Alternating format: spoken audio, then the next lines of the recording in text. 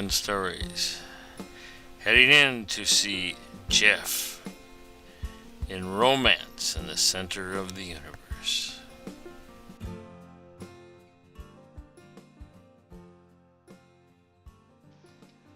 Hey folks, sorry I couldn't be here with you this week. Hopefully Roland has been keeping you well and truly entertained with his stories of romance. Because romance is a story that never ends. Romance is the way that you express your feelings for another person in such a way that you do for probably no other person in your life. The gift industry would tell you that the best way to say that you love somebody is with flowers, or what was it? Hearts on fire pendant, or a diamond ring, or earrings, or something that gets you to give them money so you can give it to somebody else in a box and have them go, "Ooh, that's beautiful." And then because it's so expensive, they'll never wear it. Or they'll put the flowers in a vase to look at until the flowers fall off. Personally, I think that romance should be something that you do every day. Never forget to tell people that you love them. Even if you're angry at them. Even if you're upset. 3 rules of a proper romance in lieu of a story for today. Rule number 1. Besides telling them that you love them every day, don't ever do it just because someone says, "I love you" first. Sure, you're supposed to respond, "Love you too," but sometimes remember to be the first person to say it. Because eventually, if the other person has to be the person to prompt it all the time, they'll wonder whether you're only saying it just to say it back. Find your best moment when you say, "I love something that you just did," whether it's related to you or not related to you. But "I love you" is your way of saying thank you for being part of my life. Thank you for sharing my road, and thank you for being more than just a friend going forward. Rule number 2. Even if you're the most forgetful person in the world, never ever forget your lover's birthday. They will never forgive you.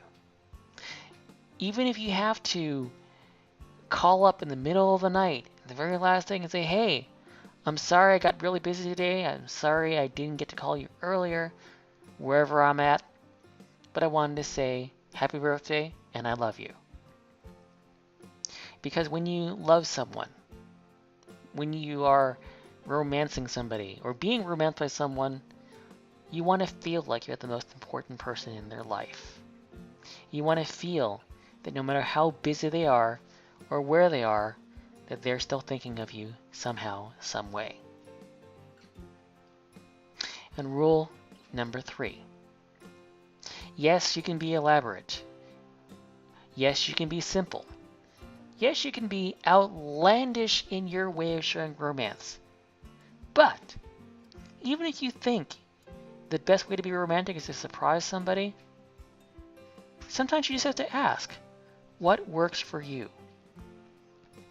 I have gotten gifts from past significant others that I was rather embarrassed by, that I was certainly not expecting and certainly not needing. But because the person I was with decided that they really, really needed to show me that they loved me with some sort of gift, they went out of their way to get me a gift that I liked, but maybe didn't appreciate as much as they wanted me to. And that's the thing about gifts, gestures, those sorts of things. Find out what your partner really is into. And then even if you can't do that thing for them, do your best. Do what you can to learn what they're really looking for from you. Because that is what romance is supposed to be. Communication about how much that person means to you, but also how much they've been listening.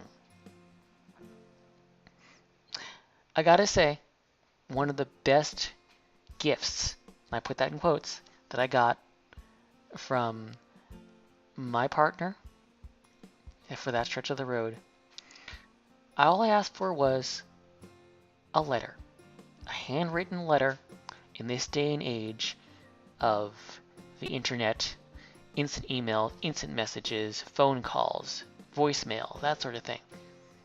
I said, just write me a letter.